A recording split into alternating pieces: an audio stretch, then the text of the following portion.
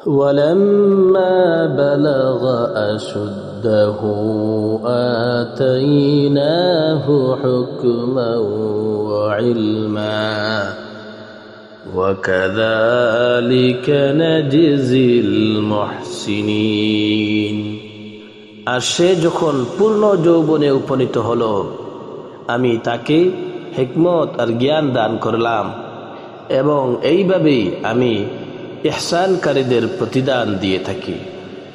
অর্থাৎ যখন ইউসুফ আলাইহিস সালাম পূর্ণ শক্তি এবং যৌবনে পদার্পণ করলেন, তখন আমি তাকে প্রজ্ঞা আর বুৎপত্তি দান করলাম।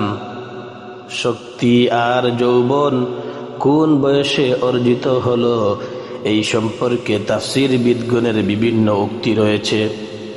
আর ইলম বা বুৎপত্তি দান করার অর্থ এই স্থলে নবুয়ত দান করা। মূলত কুরআনের ভাষায় সাধারণভাবে এমন শব্দের মানে হয় নবুয়ত দান করা। ফয়সালা করার শক্তিকে কুরআনের মূল ভাষ্য বলা হয়েছে হুকুম। এই হুকুম অর্থ কর্তৃত্ব হয়।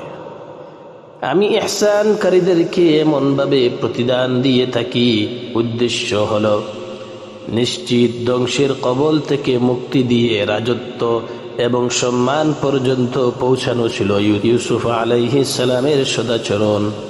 আল্লাহ ভীতি আর সৎকর্মের পরিণতি, এটা শুধু তারই বৈশিষ্ট্য নয়, যে কেউ এমন সৎকর্ম করবে সে এমনইভাবে আমার পুরস্কার লাভ করবে।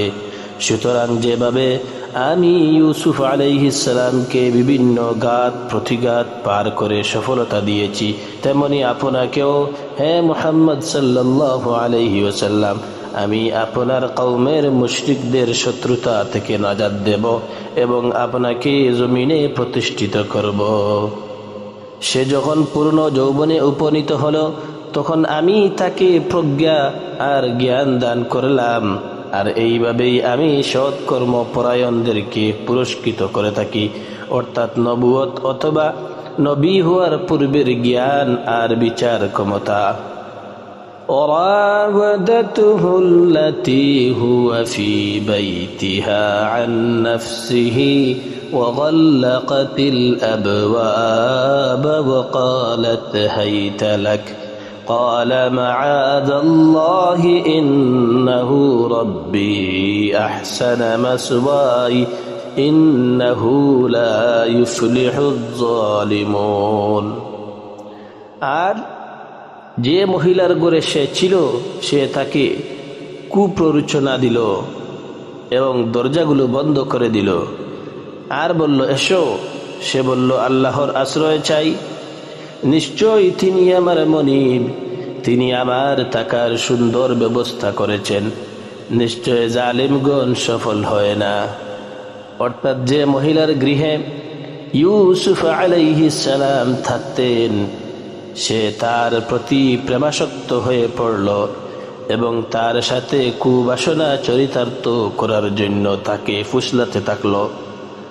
সে গৃহের সব দরজা বন্ধ করে দিল এবং তাকে বলল, শীঘ্রই এসে যাও, তোমাকে বলছি।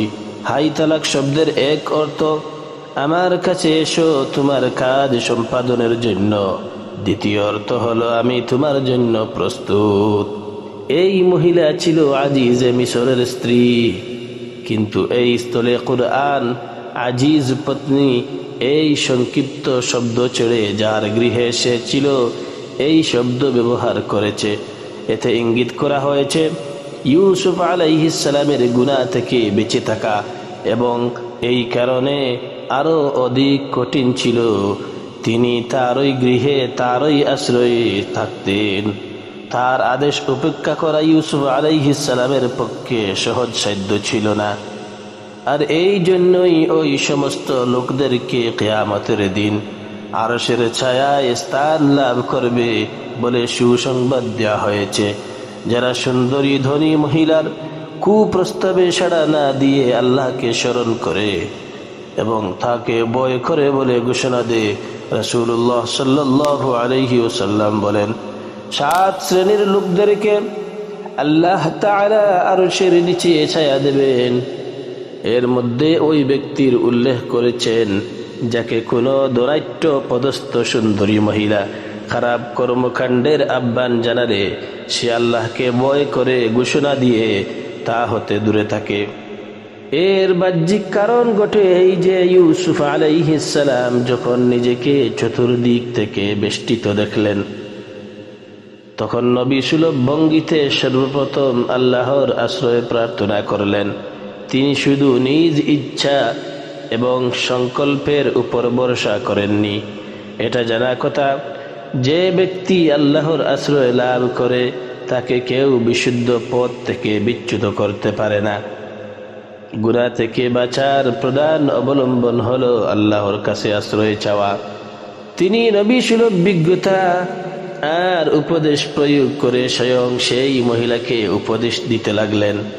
তারা উচিত আল্লাহকে ভয় করা এবং মন্দ বাসনা থেকে বিরত থাকা। তিনি বললেন, ইন্নাহু রাব্বি আহসানা মাসওয়ায়া ইন্নাহু লা ইউফলিহুজ জালিমুন।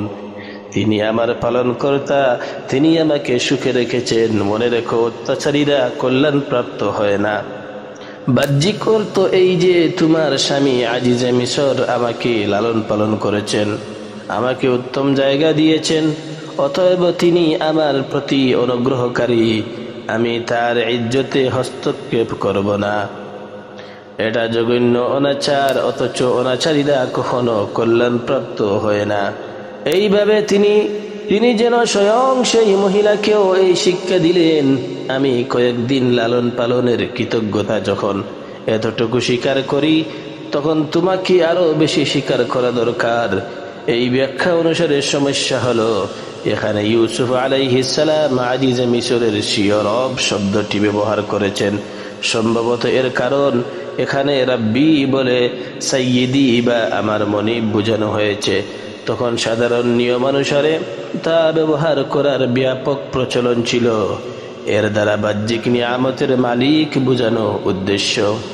কারণ মূলত ইউসুফ আলাইহিস সালাম তখন দাস হিসেবেই আজিজে মিশরের গড়ে অবস্থান করেছিলেন। সে হিসেবে তিনি আজিজের স্ত্রীকে এই কথার মাধ্যমে স্মরণ করিয়ে দিতে চাইলেন, আমার উপর আমার মনিবের অনেক নিয়ামত রয়েছে, যার মাধ্যমে তিনি আমাকে লালন করেছেন। আমার পক্ষে আমার মনিবের খেয়ানত করা সম্ভব নয়। আয়াতের দ্বিতীয় তাফসীর হচ্ছে, এখানে ইন্নাহু শব্দের সর্বনামটির দ্বারা আল্লাহকে বোঝানো হয়েছে, অর্থাৎ ইউসুফ আলাইহিস সালাম আল্লাহকেই রব বলেছেন। বসবাসের উত্তম জায়গাও প্রকৃতপক্ষে তিনি দিয়েছেন। সে মতে তার অবাধ্যতা সর্ববৃহৎ জুলুম। এইরূপ জুলুমকারী কখনো সফল হয় না। সে যে স্ত্রীলোকের গড়ে ছিল, সে তার কাছে যৌন মিলন কামনা করলো এবং দরজাগুলি বন্ধ করে দিয়ে বলল, এসো আমরা কাম প্রবৃত্তি চরিতার্থ করি। সে বলল, আমি আল্লাহর নিকট আশ্রয় প্রার্থনা করছি, তিনি আজিজ আমার প্রভু, তিনি আমাকে সম্মানজনকভাবে স্থান দিয়েছেন। নিশ্চয় সীমা লঙ্ঘনকারীরা সফল কাম হয় না। এখান থেকে ইউসুফ আলাইহিস সালামের এক নতুন পরীক্ষা আরম্ভ হলো। মিশরের আজিজের স্ত্রী, যাকে তার স্বামী বলেছিল ইউসুফকে সম্মানের সাথে রাখবে, সে ইউসুফ আলাইহিস সালামের রূপ সৌন্দর্য দেখে আসক্ত হয়ে পড়ে এবং পাগল পাড়া হয়ে তাকে বেবিচারের দিকে আহ্বান করতে লাগলো। কিন্তু ইউসুফ আলাইহিস সালাম তা প্রত্যাখ্যান করতে লাগলেন।